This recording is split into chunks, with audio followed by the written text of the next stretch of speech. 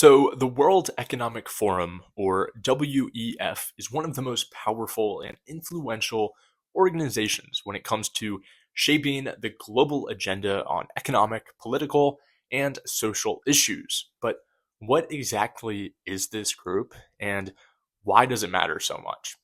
Well, with its ability to convene world leaders and drive international cooperation, the WEF has become a major force in tackling global challenges, or at least attempting to do so. In today's video, we will take a deep dive into understanding this important but controversial organization. But before that, if this is your first time on my channel, then hey, my name is Cameron Galbraith, and I am a finance professional here in New York City. I make weekly content just like this, so if you don't want to miss a video, make sure to subscribe to my channel. And with that, let's get into the origins of the WEF.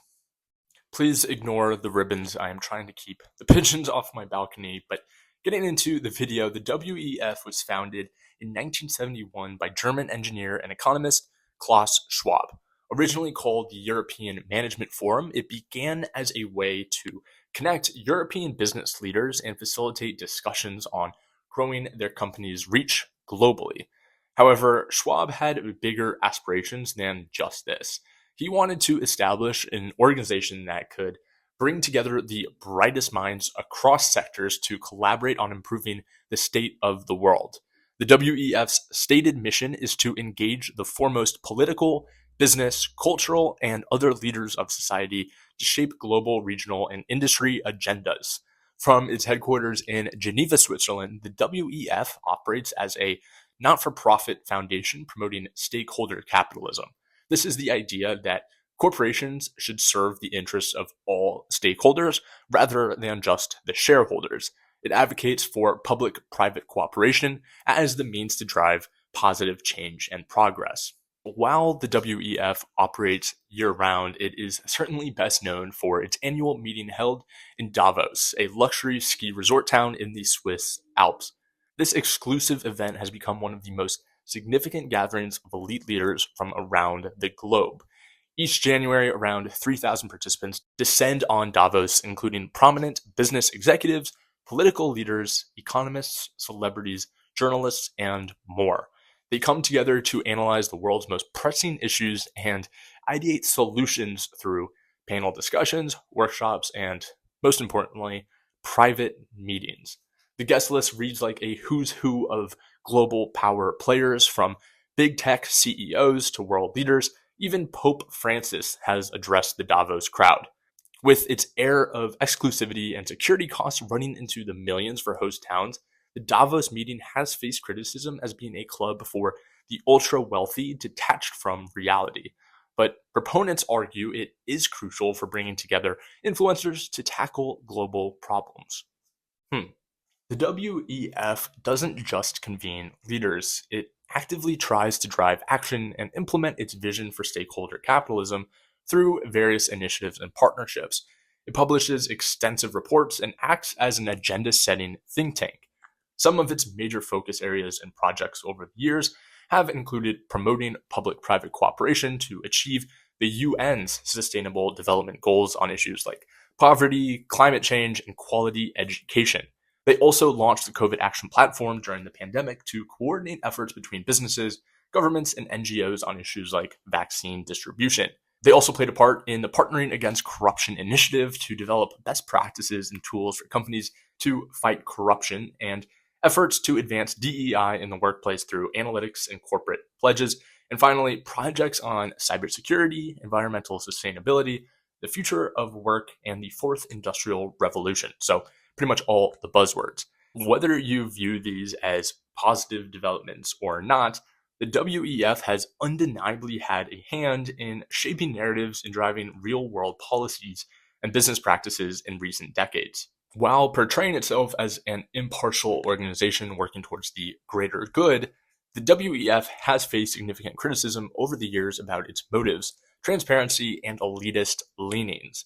A major point of criticism is its funding model and close ties with its major corporations. The WEF is primarily funded by around 1,000 member companies. These are major multinationals who pay hundreds of thousands of dollars per year in membership fees. These companies are typically global enterprises with more than $5 billion in revenue. Critics argue this corporate funding means the WEF is fundamentally beholden to pushing policies and agendas that benefit its biggest funders rather than serving the greater public good. There are also concerns about a lack of transparency in its operations and decision-making processes. The lavish Davos meeting itself has been a lightning rod, with claims that it simply provides a platform for the wealthy elite to attend fancy parties while lecturing others. There are also concerns about the high security costs imposed on host towns like Davos to protect the event's attendees. So, whether you view it as a force for good or an unelected group of elites imposing its own agenda, there is no denying the World Economic Forum's immense power and influence on the world stage. With its ability to convene leaders across sectors and drive cooperation through initiatives, it has become deeply embedded in tackling global issues, or at least attempting to. From shaping corporate policies to facilitating dialogue between countries, the WEF has had a hand in major developments over the last 50 years, and with ambitions like promoting stakeholder capitalism and a great reset of economies, it seems determined to push its vision for how to address the world's problems. WEF has been relevant in the recent news cycle as its founder, Klaus Schwab, announced earlier this week that he is stepping down from active leadership, thus paving the way for the next generation of leaders. Love it or hate it, the WEF will undoubtedly remain a major player for years to come as it works to shape the global agenda according to its priorities and those of its biggest funders. Whether that's a positive direction or not is, of course, up for endless debate. And with that, that's going to wrap up the video. I really hope you enjoyed this content. If so, definitely subscribe to this channel because I post videos just like this each week. Also, connect with me on LinkedIn so we can stay in touch. And let me know what you think of the WEF down below in the comments. Is it good? Is it bad? Is it somewhere in between? I'm still figuring that out for myself. I know a lot of people who actually have attended Davos and have a lot of respect for those people and have heard nothing but good things. But at the same time, I understand the criticisms as well. So would love to hear what you think down below. And I'll see you in the next video. Peace.